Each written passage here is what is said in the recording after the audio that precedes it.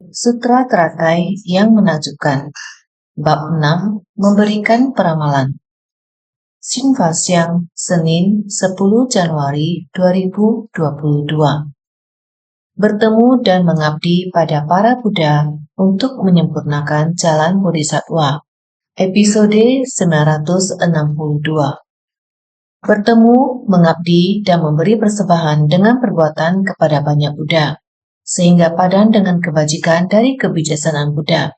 Dengan mendengarkan banyak dharma menakjubkan, memahami secara mendalam dan menyerapkan ke dalam batin, mengheningkan pikiran dan melatih pemikiran, memperkuat praktik dari kekuatan batin terkonsentrasi, mempraktikkan dan menegakkan secara demikian, terus mempertahankan tekad hingga berlaksakoti kalpa. Pelatihan diri untuk bisa hidup di era yang sama dengan Buddha merupakan hal yang sangat sulit diperoleh. Sang Buddha memberikan peramalan bahwa proses pelatihan diri muridnya, mereka masih harus melalui sangat banyak Buddha. Jadi bertemu, mengabdi, dan memberi persembahan dengan perbuatan kepada banyak Buddha, bisa hidup di era Buddha, berada di dekat Sang Buddha, bisa secara langsung dengan perbuatannya memberikan persembahan kepada Buddha.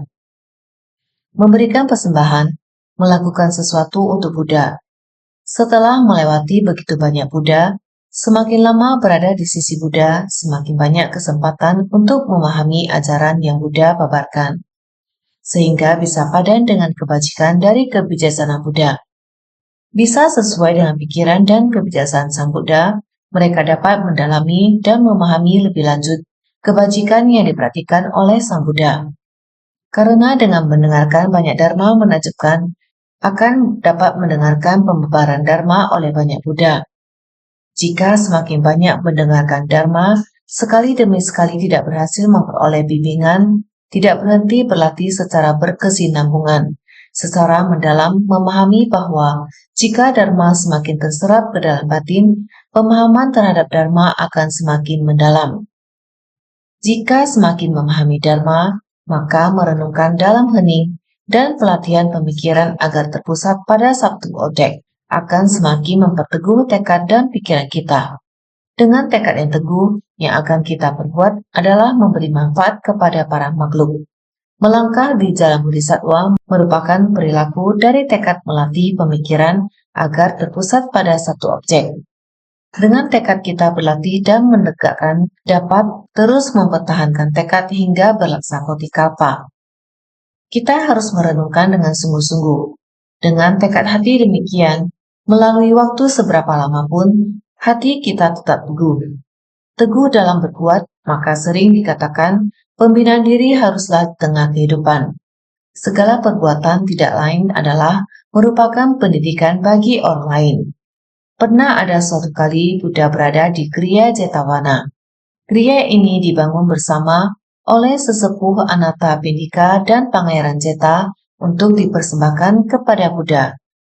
Sesepuh Anathapindika ini setiap kali Buddha datang, dia sendiri akan datang ke Taman Jetavana setiap hari dan menggunakan sapu untuk menyapu tanah di sekitarnya, membersihkan taman. Suatu hari, sesepuh Anathapindika, dia memiliki urusan lain sehingga pada pagi itu dia tidak datang menyapu lantai. Namun ketika Buddha berjalan keluar untuk melakukan meditasi jalan, melihat lantai penuh dengan daun, batin Buddha timbul sebersih pikiran bahwa semua orang harus bersama-sama untuk menjaga lingkungan di sekeliling agar bersih. Ini adalah tempat pelatihan diri, sehingga Buddha timbul sebersih pikiran. Pergi sendiri mencari sapu. Sebersih pikiran ini timbul, Sakra Dewa Enam Indra dan para dewa langit lainnya sudah mengetahui bahwa Buddha timbul niat ini. Tindakan ini adalah menyapu lantai. Para dewa langit segera mengambil sapu, sama-sama datang untuk membersihkan lahan ini. Kasyapa, Sariputra, dan Moggalleyana juga melihat Buddha mengambil sapu. Jadi semua orang segera mengambil sapu. Dan ketika orang lain melihatnya, tidak ada yang berani malas, dan semua orang bersama-sama membersihkannya. Setelah menyapu lantai, Buddha mulai memberitahu semua orang, menyapu lantai memiliki jasa kebajikan yang luar biasa. Lalu mulai berkata, Pertama, memurnikan batin kita sendiri. Begitu menyapu tanah, coba lihat, bukankah batin kita merasa sukacita? Menyapu tanah di sekitar kita sebenarnya memurnikan batin dalam diri kita sendiri. Kedua adalah memurnikan batin orang lain. Jika ada orang yang datang ke taman ini, melihat bahwa area di sekitarnya bersih, mereka juga akan bersukacita. Ketiga, para dewa bersukacita dan memuji. Jika kita selalu bisa menjaga kebersihan di tempat ini, bukan hanya kita dan orang lain yang sukacita melihatnya, bahkan para dewa juga akan bersukacita dan turut memuji kita. Keempat adalah menanam benih kebajikan, dapat berpenampilan tegar dan agung di kehidupan mendatang. Kelima, setelah meninggal dapat dilahirkan di alam surga. Karena alam surga penuh dengan kenikmatan, lingkungan di alam surga sangat bersih. Ini adalah 5 jenis jasa kebajikan. Saat Sang Buddha membabarkan Dharma, saat ini sesepuh Anathapindika telah menyelesaikan urusannya, segera datang ke Taman Jetavana. Siap-siap untuk menyapu, tetapi sesampainya di sana, di sekelilingnya sangat terang benderang, sangat bersih di luar dan di dalam. Setelah melihatnya, batin sendiri merasa sangat sukacita. Berjalan sampai di pintu utama, terdengar Sang Buddha sedang membabarkan Dharma. Dia tidak berani melangkah satu langkah lagi, karena tanah ini dibersihkan oleh Sang Buddha dan muridnya. Tanah ini sangat agung. Bagaimana mungkin saya berani melangkah masuk ke tempat ini? Ketika Sang Buddha melihatnya, lalu mulai memanggilnya. Ayo, biasanya lahan ini engkau yang membersihkan. Ini adalah menghormati Buddha, menghormati Dharma, menghormati Sangha. Engkau bisa masuk dengan tenang. Sesepuh mengikuti ajaran Dharma Buddha. Dari dalam batin muncul rasa hormat ke Buddha, Sangha, dan Dharma. Dengan sangat tulus masuk ke dalamnya, mengabdi dan memberi persembahan dengan perbuatan. Sang Buddha kembali lagi memuji sesepuh Anathapindika. Dia berdana dengan tubuhnya, yaitu setiap hari datang menyapu, membersihkan. Itu adalah memberi persembahan dengan perbuatan untuk para Buddha dan Sangha. Ini yang dipuji oleh semua orang. Ini disebut mengabdi dan memberi persembahan dengan perbuatan. Ibarat seperti Anathapindika. Ini yang Buddha juga mengajarkan para muridnya untuk menggenggam kesempatan dan melakukan praktik secara nyata. Mengajarkan murid-muridnya bahwa berada di lingkungan yang luas ini, setiap orang memiliki tanggung jawab, harus bersungguh hati menyapu dan membersihkan. Ini seperti pengajaran yang ada dalam kehidupan sehari-hari, menyapu lantai, bercocok tanam, berkebun, memasak. Semua dilakukan dengan bersungguh hati. Setiap hal apapun tetap menggunakan batin pelatihan diri yang teguh, sepenuh hati pada satu tekad, bersumbangsi demi memberi manfaat bagi orang banyak. Inilah dikatakan melatih diri dalam keseharian kita, sehingga mempraktikkan dan menegakkan secara demikian, terus mempertahankan tekad hingga berlaksa koti kalpa. Semua ini harus dilakukan dalam waktu yang panjang, tergantung bagaimana diri kita hendak membina diri. Sebenarnya ada dalam kehidupan sehari-hari kita. Naskah sutra sebelumnya mengatakan demikian. Setelah ini, selanjutnya dia akan memberi persembahan kepada 20.000 koti Buddha sedemikian rupa. Setelah memberi persembahan kepada para Buddha ini, dia akan menyempurnakan jalan Bodhisattva. Sutra Teratai bab 6, bab memberikan peramalan. Karena sebelumnya, Katyayana mesti memberikan persembahan kepada banyak Buddha, yaitu kepada 8.000 koti Buddha. Setelah itu masih ada 20.000 koti Buddha. Bayangkan, ini membutuhkan jangka waktu yang panjang dan memberi persembahan kepada para Buddha yang tak terhitung jumlahnya. Setelah itu beliau akan memberikan persembahan kepada lebih banyak Buddha lagi. Setelah memberi persembahan kepada para Buddha ini, dia akan menyempurnakan jalan Bodhisattva. Ketika beliau memberikan persembahan kepada para Buddha, beliau juga menjalani pelatihan diri, sehingga setelah itu menyempurnakan, merujuk pada bagaimana beliau yang telah menyempurnakan jalan Bodhisattva. Artinya pada saat beliau memberikan persembahan kepada setiap Buddha melalui perbuatannya, beliau juga sedang menapaki jalan Bodhisattva. Beliau akan melakukan mengabdi kepada hingga 20.000 koti Buddha. Dengan demikian beliau menyempurnakan persembahan kepada semua Buddha. Jalan Bodhisattva yang ditapakinya akan sempurna dan tuntas. Inilah proses yang disampaikan Sang Buddha kepada Katyayana ketika memberinya peramalan. Naskah sutra berikutnya menyatakan, kelak akan mencapai kebudaan. Kelak dia menyempurnakan jalan Bodhisattva, dia akan mencapai kebudaan dengan nama Jambunada Prabhasa Tathagata. Kelak akan mencapai kebudaan dengan nama Jambunada Prabhasa Tathagata. Sutra Teratai bab 6, bab memberikan peramalan. Mulai bisa mencapai kebudaan. Mencapai kebudaan, gelarnya saat mencapai kebudaan adalah Jambunada Prabhasa Tathagata. Inilah gelar Budanya tersebut ketika kelak akan mencapai kebudaan, yang akan mencapai kebudaan, titik akhir daripada praktik Bodhisattva, yaitu tubuh terakhir yang telah sempurna Bodhisattva ketika tengah menapaki jalan Bodhisattva, menghapus delusi dan membangkitkan kesadaran sejati. Semua khayalan, kerisauan, delusi dari kebodohan, semuanya telah dilenyapkan. Proses menapaki jalan Bodhisattva adalah tak henti-hentinya mengikis kebodohan, menjalin jodoh baik di tengah orang banyak, membimbing para makhluk, menumbuhkan jiwa kebijaksanaan di tengah orang banyak, mengembangkan kebijaksanaan, jalan Bodhisattva semua ditapaki dengan sempurna, sehingga menyempurnakan jalan yang ditapaki oleh Bodhisattva dan akan mencapai kebudaan. Saat jalan Bodhisattva telah ditapaki dengan sempurna, dengan sendirinya akan mencapai kebudaan. Mencapai kebudaan adalah titik akhir daripada praktik Bodhisattva. Setelah menghapus delusi dan membangkitkan kesadaran sejati, menyempurnakan jalan yang ditapaki oleh Bodhisattva, maka akan mencapai kebudaan. Di sini memberikan peramalan tentang buah akibat mencapai kebudaan.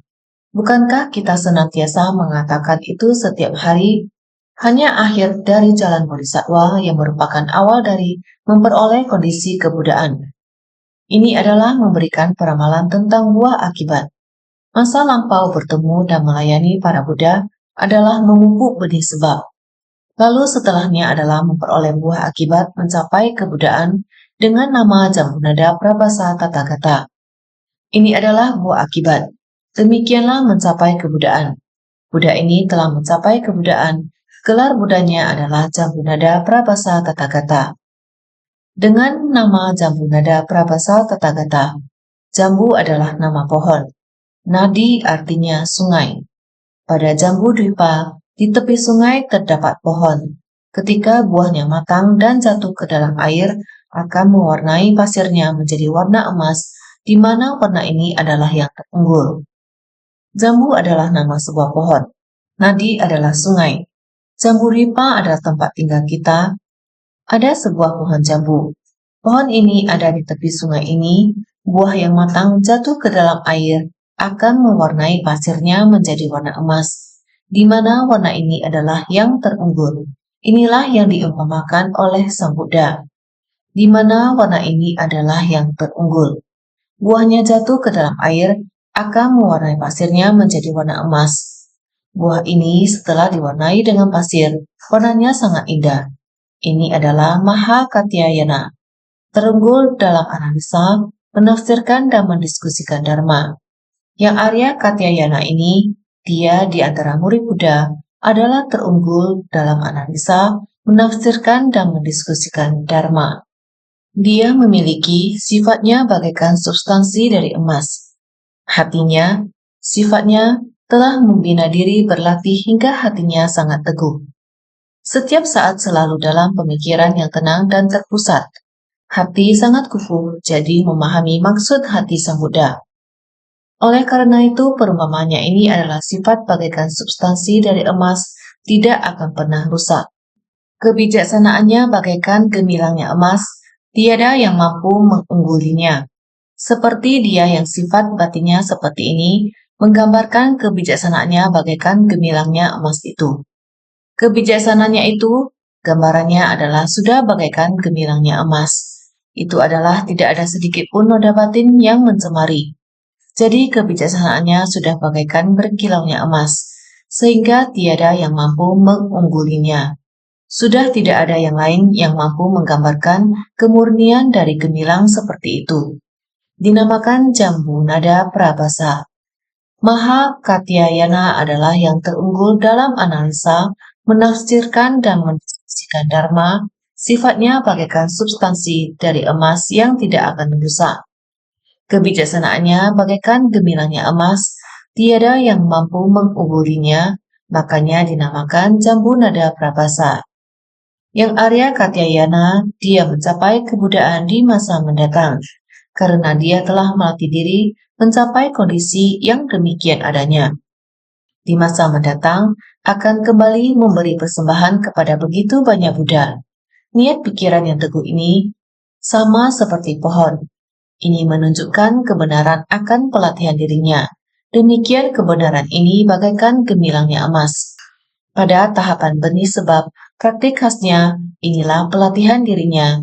Dia agak berbeda dengan yang lainnya dalam pelatihan diri. Mendengarkan ajaran Buddha yang sama, namun dia memiliki praktik khasnya dalam pelatihan diri. Pada tahapan benih sebab praktik khasnya adalah tekun menyapu aula Buddha. Pada saat menjadi arhat, namanya adalah diperindah dengan bahasa. Setelah mencapai kebudayaan bernama jambu nada prabasa, artinya mengungguli emas. Sebab telah menghapus segala delusi dan secara mendalam merealisasikan dharma kaya, layaknya emas murni dari hasil tambang, kilapnya tak pernah berubah. Lagi pula emas merupakan yang terunggul dari segala benda berharga, ibaratnya Buddha adalah yang paling dimuliakan di antara semua makhluk suci. Kita telah membicarakan sebelumnya. Setiap orang memiliki keahliannya masing-masing, setiap orang memiliki kelebihannya masing-masing. Inilah pada tahapan benih sebab praktik khasnya tekun menyapu aula Buddha. Keahliannya juga sama. Sang Buddha sendiri memimpin semua orang untuk menyapu. Katyayana nada sang benih sebab pada masa lampaunya juga demikian adanya. Senantiasa membangun stupa Buddha, melayani Buddha, membangun stupa Buddha. Juga di aula Buddha, di stupa Buddha, demikianlah menyapu membersihkan lingkungan sekitarnya, bersih dan murni sekitarnya. Pada saat menjadi arhat, namanya adalah diperindah dengan bahasa. Arhat yaitu saat sekarang dia membina diri, marganya adalah Katyayana. Namanya adalah diperindah dengan bahasa. Pada masa mendatang dia mencapai kebudayaan, namanya adalah jambu nada prabasa tathagata. Ini adalah saat proses dalam pembinaan diri. Pada tahapan benih sebab, praktik khasnya, ini adalah khasnya, sehingga pada tahapan benih sebab, praktik khasnya di sini dinamakan lebih unggul daripada emas. Juga adalah telah menghapus segala delusi, menunjukkan obsesi yaitu noda batin. Kerisauan, delusi, semua sudah terhapus. Seperti emas, diekstraksi dari pertambangan di daerah gunung dan tumpukan pasir, terus-menerus dimurnikan sampai menjadi emas, sehingga telah menghapus segala delusi dan secara mendalam merealisasikan dharma kaya. Layaknya emas murni dari hasil tambang, sehingga ini sudah keluar dari pertambangan. Emas yang telah dimurnikan, maka kilapnya tak pernah berubah. Ini adalah dimurnikan. Emas adalah yang terunggul dari segala benda berharga. Mengumpamakan Buddha adalah yang paling dimuliakan di antara semua makhluk suci, sehingga dinamakan jambu nada prabasa tathagata. 10 kebajikannya telah sempurna, sehingga ada 10 gelar. Selain tathagata masih ada arhat, samyak sambuddha, vidya carana sampanya, sugata, lokawit, anuttara, purusadamya sarata sasta, dawa manusyanam, Buddha Bhagawanam. Sutra Teratai bab 6, bab memberikan peramalan. Setiap Buddha mempunyai gelar umum yang sama. Ada 10 gelar ini. 10 gelar ini telah sempurna baru dapat disebut mencapai kebudayaan. 10 gelar, yaitu 10 kebajikan dari Buddha. Ini baru benar-benar tujuan dari pembinaan diri kita. Proses pembinaan diri harus melewati waktu yang begitu panjang. Harus demikian berlatih tanpa henti. Baru dapat dari tambang emas, mendapatkan emas murni yang tiada noda. Kita setiap orang memiliki sifat hakiki tatata. Setiap orang memilikinya, asalkan kita mempunyai kesabaran, bersungguh hati, melatih pemikiran dengan benar.